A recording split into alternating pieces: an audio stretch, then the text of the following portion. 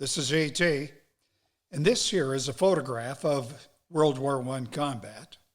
It was taken during the Meuse-Argonne offensive in France in 1918, and it took a lot of American lives as well as others. About 30,000 U.S. soldiers died. Now, this required quite a narrative to get those men to do that. In order to keep American citizens willing to accept things requires narrative. For instance, in 1917, when we went into the war, Americans had to accept a nationwide conscription, the draft, even though it's not provided for in the Constitution. They had to accept massive taxes, rising death tolls. All this despite the president's tacit promise to not enter the European conflict. Woodrow Wilson campaigned in 1916 under the slogan, "He kept us out of war." You'll notice he did not say, "I'll continue doing it." Well, it was necessary to utilize unprecedented methods, legal and otherwise. In other words, it was necessary to establish an unquestioned narrative by whatever means. And here are a few examples. The Committee on Public Information. That came via Wilson's executive order. Leading it was his friend George Creel, a Denver newsman. He used propaganda to carry the Allies' aims to the enemy in order to accentuate the size of the U.S. Army, to build up Woodrow Wilson's idealism, to give the idea that they'd get an easy peace, but also to carry the message to the American people. And to carry this out, Creel used journalists, artists, entertainers, photographers, even historians. This is Guy Stanton Ford. He put out the little red, white, and blue books. For example, How the War Came to America. It was all propaganda for the kids. Creel used movie directors too. An example would be Erich von Stroheim. He put out the film The Beast of Berlin. He also played in Sunset Boulevard, which came out in 1950. He was a character actor by then. He played Max, the jilted former husband of Gloria Swanson, seen here with William Holden. Creel also created 75,000, what were called then 4-minute men. They would harangue groups of citizens to buy Liberty bonds and to conserve fuel, food, etc. Well, all of the propaganda led to intolerance, something Wilson knew was coming.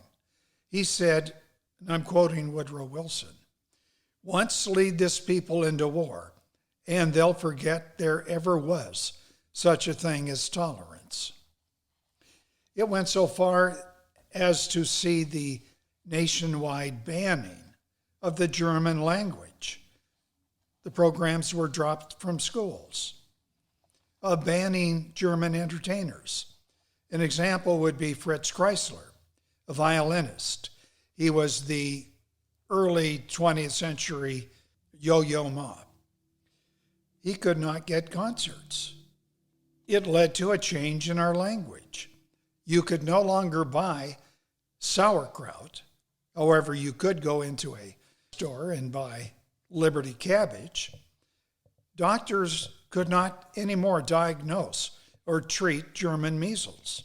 They could, however, diagnose and treat Liberty measles.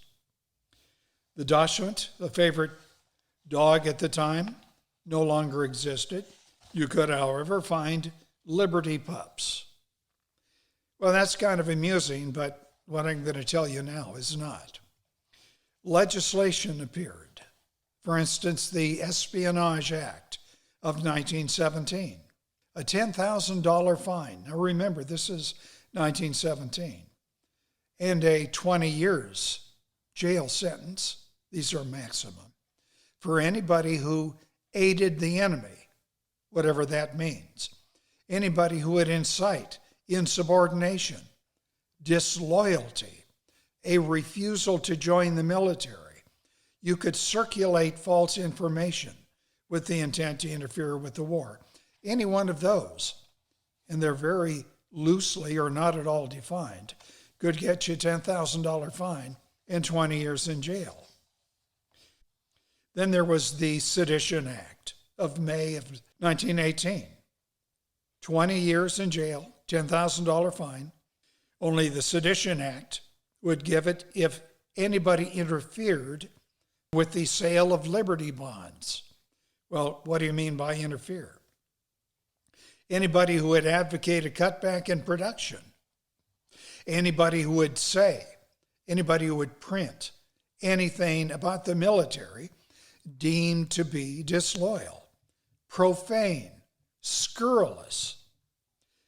Now, these two laws exceeded the infamous Alien and Sedition Acts during the John Adams administration.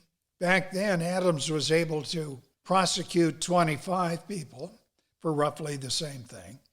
Out of the 25, he got 10 convictions. But Woodrow Wilson would prosecute 1,500, and 1,000 of those were convicted, including a film producer. He got 10 years for making a movie.